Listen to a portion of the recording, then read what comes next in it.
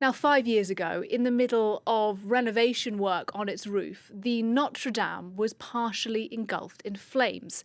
The images went around the world, sparking horror, and then thousands of donations from rich donors who pledged over 800 million euros in total. Now, the French president then announced the cathedral would be reopened by 2024. It was an ambitious gamble and one that has faced many hurdles. Over the past 4.5 years, Melina Huet has gained remarkable access to film the reconstruction. First, let's look at an extract of her report with Josh Vardy. It was both a marathon and a sprint. An intricate puzzle and the greatest of all challenges. For 4 years now, we've taken you on a journey around France's most closely scrutinized construction site, between tradition and modernity. Technology fit for the 2020s combined with traditional techniques, a jewel of the Middle Ages, whose fate was entrusted to thousands of men and women across France. A monument restored identically to the cathedral designed in 1844. We're inviting you to join us one last time, taking you behind the scenes of what the whole world will remember as the building site of the century.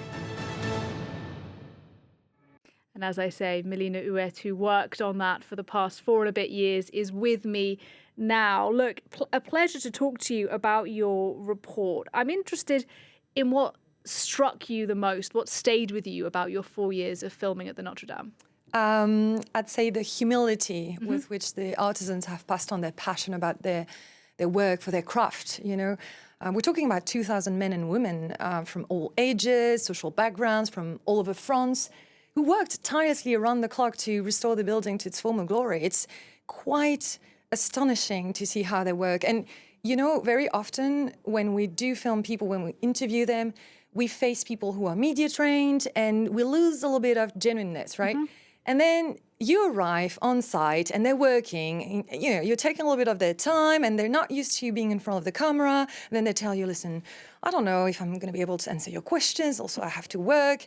And you're here asking questions, filming, asking. I don't know if I would be able to do it if I were in their shoes. And then you ask them about their jobs and then it's on. And, you know, they keep on talking, and the authenticity with which they talk about their job is absolutely incredible. And there's also another aspect that's important for them and for us as journalists is the uniqueness of this site. Not just because it's a religious building. You know, some of them have worked on amazing sites, such as Versailles, such as Chambord, the castle. And then they tell you, yes, but it's different with Notre-Dame. Some of them are non-believers. It's not just because it's a religious building. They say there's something mystical about that site, and I can't agree more. And I guess that must have been rather moving as well. Yes, there were moments when, you know, you've got something. It's really hard to talk about that because it's hard to explain. But definitely the tuning of the great organ. We were there with Julien Sauvaget. We arrived on the construction site after the workers had left the place. It was at nighttime.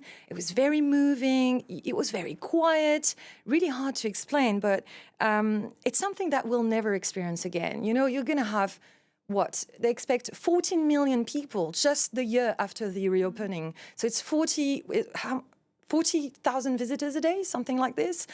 You will never get that again. And so we felt extremely lucky to be there. I don't know if you can sense that in the report. Maybe we can have a glimpse of that.